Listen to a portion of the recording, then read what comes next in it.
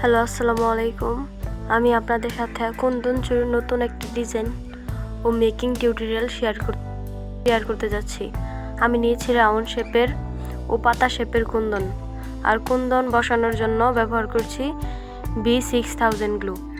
প্রথমে আমি রাউন্ড শেপের কুন্দন দিয়ে ফুল তৈরি করে নিয়েছি, তারপর পাতা কুন্দন দিয়ে পাতা তৈরি করে নিয়েছি। এভাবে আমি 4টি ফুল তৈরি করে নেব। চুড়ির বেজে যত ভালো করে রেশমি সুতো পেঁচানো হবে, চুড়ি দেখতে তত সুন্দর হবে। আর গ্লু যতটুকু দরকার ততটাই ব্যবহার করা ভালো। বেশি ব্যবহার করলে ছড়িয়ে যায় এবং চুড়ি দেখতে খারাপ লাগে। আবার কম ব্যবহার করলে কুন্দন ঠিকঠাক বসে না অনেক সময়। হ্যান্ডমেড চুড়ি তৈরি করা যতটা সহজ মনে হয় ততটা না, কেননা এই কাজ যেমন সময় সাপেক্ষ, তেমনি ধৈর্য ধরে করতে হয়। হাতের কাজও তেমনই গুরুত্বপূর্ণ। হাতের কাজের উপর নির্ভর করে আর সৌন্দর্য ও নৈপুণ্যতা। হাতের কাজ যতটা সুন্দর হবে, চুড়িও ততটা সুন্দর হবে।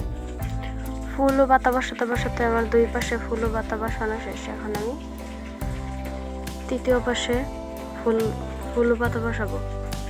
আপনারা দেখতে থাকুন আমি কিভাবে ফুল ও পাতা বসিয়ে কাজটা কমপ্লিট করতেছি।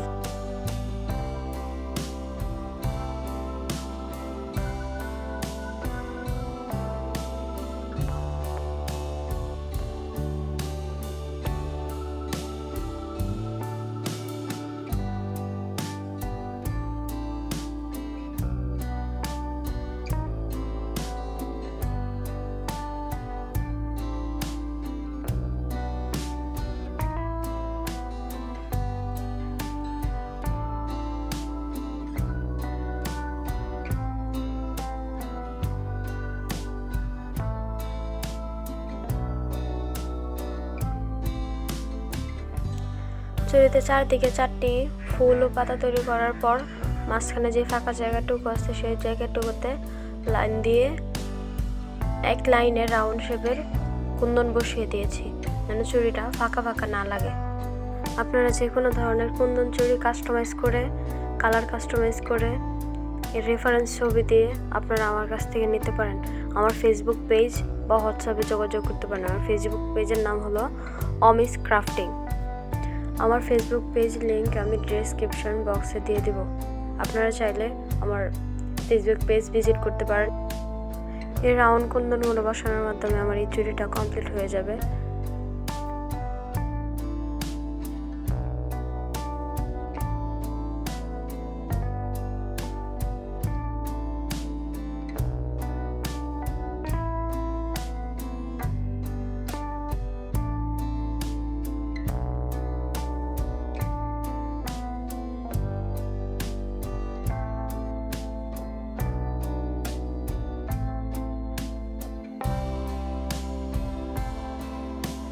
এই মেরুন কালার চুড়ির সেটটিতে আমি 3টি চুড়ি ব্যবহার করেছি, 2টি মোটা ও চ্যাপ্টা চুড়ি এবং একটি রাউন্ড শেপের চিকন চুড়ি।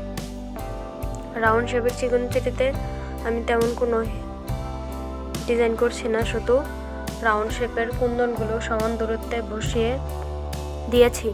আমার মেরুন কালার চুড়ির সেটটি তৈরি করা শেষ। পুরো ভিডিওটা দেখার জন্য ধন্যবাদ।